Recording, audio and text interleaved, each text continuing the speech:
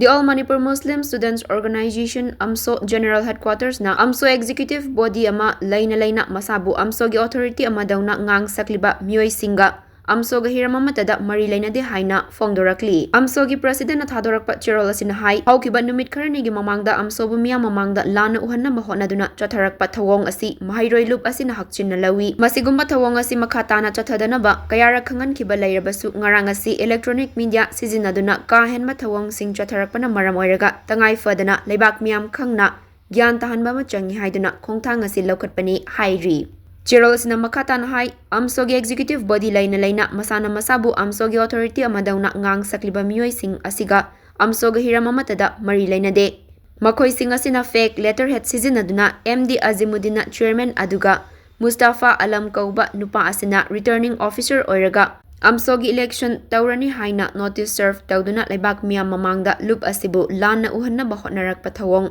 Lup asina hakchin na lawi MD Azimuddin hariba miyoi asi Yaripok Changamdabigi Jila Parishad nominee oina su work tawramlaba hauzik na National Political Party amadasu active member ama oina hauzik work kana tariba misak amani aduga Mustafa Alam hariba mi asi aikhoina thijaruba matamda oinamdagi oiramki amadi mahak masa asi drug addict amani hauzik mahak asi laikai gi mi singna thiba fangkidre numit kharani gi mamangdagi udre hairi Mahakpu kanagumba miyoi khara aduna drug chananaba sel piduna nekpani haiba asisu chapchana khangle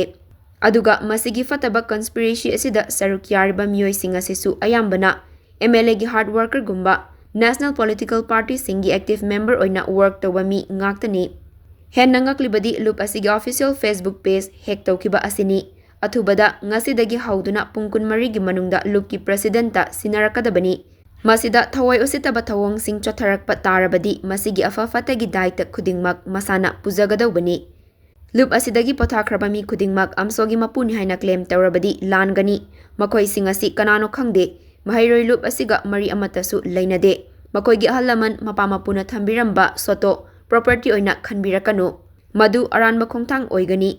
mahairoi loop asigi executive amadi advisors leijai loop asigi ex khudingmak advisor nate Loop asidagi matamgi matungina loop ke kanglon kaina chotpagidamak warakhraba lamhen tuhenba sing khomjinduna loop asibu henna maring marangna bahotnarakpa khudingmak loop ki ahal advisor singa khanaraga apunma warep lauduna matik chaba para tambiragani hainasu fongdorakli Sida makhoi se amafo putsilaga laiba mi amata nate makhoi hoi AMSO de yaram khudingmak se AMSO gi mapuni haibidi yaro sida makhoi se amafo putsilaga laiba mi amata nate makhoi hoi AMSO de yaram khudingmak se AMSO gi mapuni haibidi yaro AMSO de yaram khudingmak se AMSO gi wakta wi haibisu yaro AMSO dagi lamhen tuhen bagi mafamna matamna tanjana akhoi mohoi gi choruba lalabudugi matungina barak watem tawraga loop dagi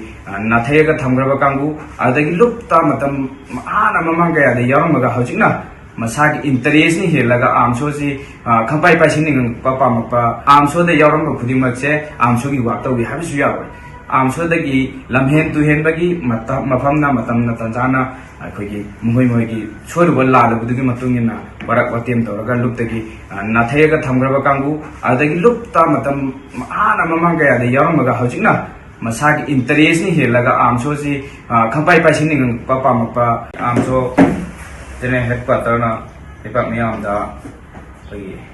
statement na khamjari adudi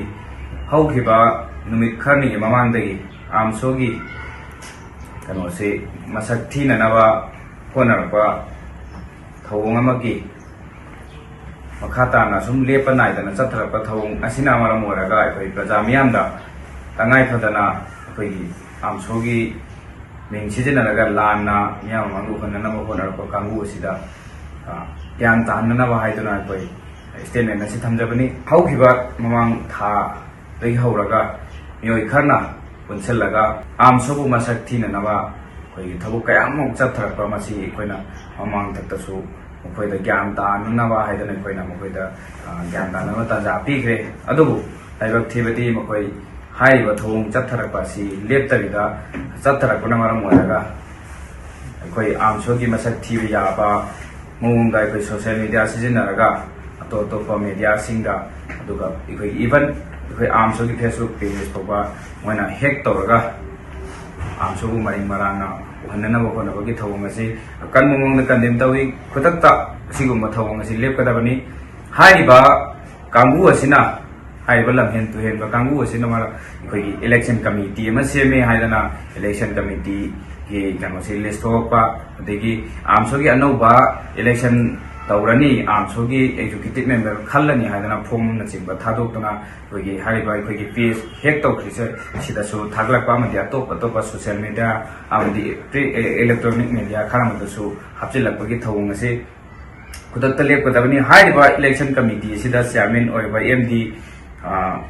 Azimuddin maksi chairman wena hojiki moi sasinaba kangbu sina tawraga chairman an hana khale duga Mustafa Alam haiba miyoi amana khoi election aro wena khalakwa hariba moi ani si amana khoi yakok changam dagi mahak masa si magi loinabi jila parishad waraga maksi nominee amoina kunduda lekai duda wak tawraba bisa amani mahak asina kano khoi political party national party amadasu khoi wak tawi haibagi kano sulai duga loinana sida nungai taba thudu amakhatna nungai taba wafum amakhatna Mustafa Alam haina election aru odi kun pase tasingna akoina thigatluba matamda mahaksi oinam dagi hariba miyoi si tasingna koi media da hok paning dabani tabu tangai fatana pandaba ya tabdagi koi wafam se panbani mahakasi koi drug addicted oira mi mani mahak masasi drug haiba botsi drug si yaw dagani masasi hingbaga kano tawruba misak amani mahakna election aru oina khanba matamsida aru oina moina season da ise mahak ngonda kanagumba khoi hariba si kanggu ma khoi amsonga sakthi nangai hona leba kanggu sina mangonda khoi nisa chabada mai sana thakna buda mating pangnaba paisa piselaga ni aga khunekta khoi masi election committee si siamada yausalala pani haibagi poche mai khoi da sulere aduga loina na mahak masa si khoi haiba ani si khoi amsogi khoi advisor da adagi amsogi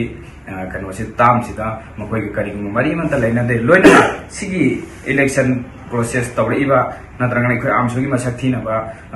mathang hona raiba kambu se sida makhoi si amapho puchilaga laiba mi amata nate makhoi hoi amso de yaram khuding makse amsogi mapuni habidi yaro amso de yaram khuding makse amsogi waktawi habisu yaro amsodagi lamhen tuhen bagi mafamna matamna tanjana akhoi mohoi choruba lalabudagi matungina barak watem toraga luptagi nathayega thamgraba kangu adagi lupta matam ana mamanga ya de yaramaga hojikna masagi interest ni helaga amsosi khampai paising papa mapa kangu mana tatharakpa thong amani haina koina masimi amdasu thamjari haiba miyoi singse kaigumba amsoga sagonaga chapami amsogi advisor singsiga khannaga tagaraba tarumba taragati aisa amso president ladies and secretary VP executive laideba mayamsi inform tarumaga amsoda ikogi election tawrani natragana amsogi kano tawrani haipose as a president adagi laideba responsible ikogi executive singsiga tanaraga advisor ga tanaraga thukadaba statement ni haiba sugumba statement si official oi bai koidagi thoktraga koi kanagumba masagi personal interest ne henba mei khana sumaina tholak pasai koi amsona kanmongda condemn tawi loina laiba mi am khangnam hoi koi amso da la le pham thoi amso yaram khuding man amso gi mapu oi ge harati amso hariba lupse kano la na pu khidaba apu ba ya lambi am chalakani amso gi advisor lai jai amso executive lai jai amso de yaram khuding man amso mapu nate amso executive nate amsodegi lam helaga lam hen tu helaga chakiba natragana amsodegi matam sana lap na laikhraba miyoi singaduna khoi amso khutak tap uninga bagi ikhoi da mahoi space laite na khanbagi ra natragana amso si uninga bagi kainoma mogi khudung jaba thiba kang adu hariba election committee da miyoi kharamasu yauri yari kharse ka norman da ikhoi look kumba kayumba tawraga miyamgi samasi society ki adum tawraga laiba miyoiti ayamba ude political party yawba adagi kanagumba MLA adagi kano bureaucracy gi matungda moi pullaga laiba mi kamu hakta oina tawi adugumba singdo aikoina amsona patam lairi tasengna akoi amso de yaram basingdo aikoina rigak tawda natte ꯑꯗꯨꯕꯨ ꯑꯥꯝꯁꯣꯒꯤ executive ꯂꯩꯖꯩ ꯑꯥꯝꯁꯣꯒꯤ adviser ꯂꯩꯖꯩ ꯑꯥꯝꯁꯣꯁꯦ ꯀꯅꯥꯒꯨꯝꯕ ꯀꯩꯒꯨꯝꯕ ꯃꯤ ꯈꯔꯅ ꯑꯣꯏꯅꯤꯡꯉꯕ ꯃꯇꯝꯗ ꯍꯦꯛꯇ ꯑꯣꯏꯒꯦ ꯍꯦꯛꯇ ꯂꯥꯛꯁꯤꯟꯒꯦ ꯍꯥꯏꯕꯗꯨꯃꯗꯤ ꯑꯥꯝꯁꯣꯗ ꯑꯗꯨꯒꯤ ꯃꯐꯝꯗꯣ ꯑꯩꯈꯣꯏ ꯑꯥꯝꯁꯣꯗ ꯂꯩꯇꯦ ꯑꯥꯝꯁꯣꯒꯤ ꯐꯦꯁꯕꯨꯛ ꯄꯦꯖ ꯑꯩꯈꯣꯏꯒꯤ ꯀꯅꯥꯒꯨꯝꯕ ꯃꯤꯑꯣꯏ ꯈꯔꯅ ꯃꯣꯏ ꯍꯥꯏꯔꯤꯕ ꯃꯣꯏꯁꯤꯡꯁꯤꯅ ꯑꯩꯈꯣꯏꯒꯤ ꯑꯥꯝꯁꯣꯗꯒꯤ ꯅꯝꯐꯨ ꯁꯥꯁꯟꯗ ꯍꯦꯛ ꯇꯧꯔꯒ ꯄꯥꯏꯈꯤꯕꯁꯦ ꯄꯨꯡ 24 ꯃꯅꯨꯡꯗ ꯑꯥꯝꯁꯣꯒꯤ ꯄ꯭ꯔꯁꯤꯗꯦꯟ ꯑꯩ ꯏꯁꯥꯗ ꯄꯨꯡ 24 ꯐꯥꯎꯒꯤ ꯃꯅꯨꯡꯗ ꯁꯤꯟꯅꯔꯛꯇꯕ ꯇꯥꯔꯒꯗꯤ ꯑꯩꯈꯣꯏ ꯑꯥꯝꯁꯣ ꯑꯦꯛꯖꯤꯀ꯭ꯌꯨꯇꯤꯕ ꯁꯤꯡꯅ ꯈꯟꯅꯔꯦ ꯃꯍꯥꯛꯀꯤ ꯃꯊꯛꯇ ꯃꯤꯗꯨꯁꯨ ꯑꯩꯈꯣꯏ ꯈꯪꯖꯩ ꯃꯤꯗꯨꯒꯤ ꯃꯊꯛꯇ ꯑꯩꯈꯣꯏ ꯂꯤꯒꯦꯜ ꯑꯦꯛꯁꯟ ꯂꯧꯔꯒꯦ ꯃꯁꯤ ꯇꯁꯦꯡꯅ ꯑꯩꯈꯣꯏ ꯑꯥꯝꯁꯣꯒ ꯃꯔꯤ ꯂꯩꯅꯕ ꯑꯥꯝꯁꯣꯒ ꯅꯛꯁꯤꯟꯅꯔꯝꯕ ꯃꯤ ꯈꯨꯗꯤꯡꯃꯛꯄꯨ ꯑꯩꯈꯣꯏꯅ ꯔꯤꯒꯥꯔꯗ ꯇꯧꯏ ꯇꯧꯕꯇꯕꯨ ꯑꯥꯝꯁꯣꯒꯤ ꯂꯤꯛꯂꯝ ꯀꯥꯜꯂꯒ ꯑꯥꯝꯁꯣꯗ ꯈꯨꯠ ꯊꯤꯟꯖꯤꯟꯅꯤꯡꯕ ꯃꯇꯝꯗ ꯊꯤꯟꯖꯤꯟꯕ ꯀꯩꯅꯣ ꯇꯧꯅꯤꯡꯕ ꯃꯇꯝꯗ ꯇꯧꯕꯒꯤ ꯍꯩꯅꯕꯤ ꯑꯃ ꯁꯨꯃꯥꯏꯅ ꯀꯅꯥꯒꯨꯝꯕ ꯈꯔꯅ ꯇꯣꯏ ꯇꯧꯔꯛꯄ ꯊꯕꯛꯁꯦ ꯉꯁꯤꯗꯒꯤ ꯂꯦꯞꯀꯗꯕꯅꯤ ꯀꯔꯤꯒꯨꯝꯕ ꯃꯈꯥ ꯇꯥꯅ ꯇꯧꯔꯛꯄ ꯇꯥꯔꯒꯗꯤ ꯑꯩꯈꯣꯏ ꯑꯥꯝꯁꯣꯒꯤ ꯑꯍꯜ ꯂꯃꯟ ꯑꯦꯗꯚꯥꯏꯖꯔꯁꯤꯡꯁꯤꯒ ꯇꯥꯟꯅꯔꯒ ꯑꯩꯈꯣꯏ ꯇꯧꯕ ꯌꯥꯕ ꯁ꯭ꯇꯦꯞꯁꯤꯡ ꯂꯧꯈꯠꯄ ꯌꯥꯕ ꯑꯦꯛꯁꯟꯁꯤꯡ ꯑꯩꯈꯣꯏ ꯂꯧꯈꯠꯅꯕ ꯁꯦꯝ ꯁꯥꯗꯨꯅ ꯂꯩ ꯍꯥꯏꯖꯔꯤ ꯑꯗꯨꯒ ꯄ꯭ꯔꯖꯥ ꯃꯤꯌꯥꯝꯗ ꯃꯈꯣꯏꯅ ꯐꯦꯛ ꯑꯣꯏꯕ ꯄ꯭ꯔꯣꯄꯥꯒꯥꯟꯗꯥ ꯁꯟꯗꯣꯛꯏꯕꯁꯦ ꯃꯁꯤ ꯈꯨꯗꯛꯇ ꯃꯌꯥꯝꯅꯁꯨ ꯊꯥꯖꯕꯤꯒꯅꯨ ꯑꯥꯝꯁꯣ ꯑꯦꯛꯖꯤꯀ꯭ꯌꯨꯇꯤꯕ